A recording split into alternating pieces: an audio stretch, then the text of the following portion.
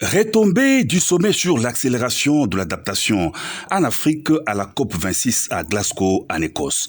Le président, directeur général du Centre global d'adaptation, une organisation mondiale, professeur Patrick Vergolgen, séjourne à Kinshasa, conduit auprès du président de la République Félix-Antoine Tshisekedi Tshilombo par la vice-premier ministre, ministre de l'Environnement Eve Bazaïba.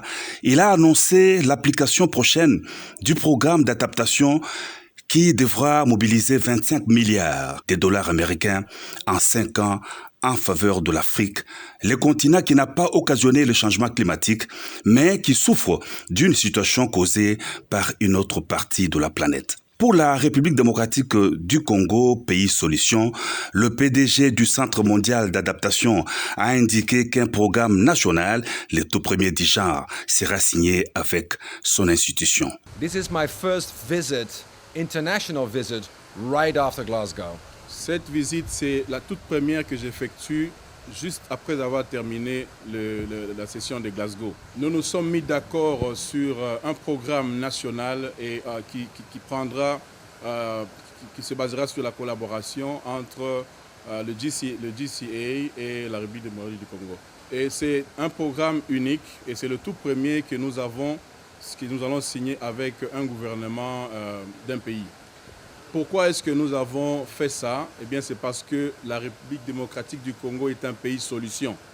Mais il faut à présent que les partenaires au niveau international puissent soutenir cette solution et provoquer un passage à l'échelle, agrandir cette capacité d'être une solution. Et c'est ainsi qu'avec Madame la vice-première ministre et tout à l'heure avec son Excellence le Président, nous nous sommes mis d'accord sur 4 axes d'intervention.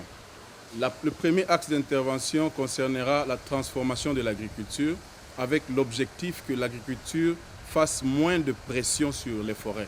Le deuxième axe concerne la construction d'infrastructures dans les pays qui peuvent résister les chocs dus aux événements extrêmes causés par le changement climatique.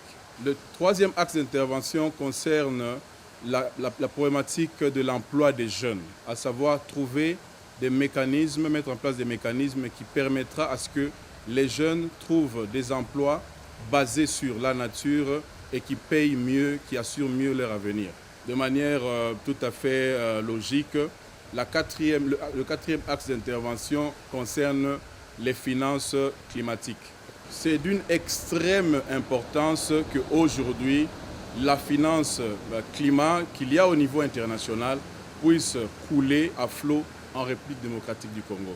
Des résolutions de l'après-COP26 de Glasgow seront appliquées en RDC qui abritera le tout premier bureau national d'adaptation, atteste la vice-première ministre, ministre de l'Environnement. Après la conférence de Glasgow qui a réuni tous les pays du monde, la République démocratique du Congo est le premier pays où les résolutions vont commencer à se mettre en œuvre. Ça, c'est très important. Et le premier acte, la venue des CEO d'adaptation. Deuxième acte, c'est l'installation du Bureau national de l'adaptation en République démocratique du Congo. Là, le gouvernement congolais a donné les locaux nécessaires. Dès le mois de janvier, il y a un consultant qui sera mis en place ici, qui va travailler non seulement avec le ministère de l'Environnement et du Développement durable, mais aussi avec les autres ministères sectoriels concernés. Vous avez entendu parler de l'agriculture, des finances, des infrastructures, etc., dans le cadre aussi du développement rural.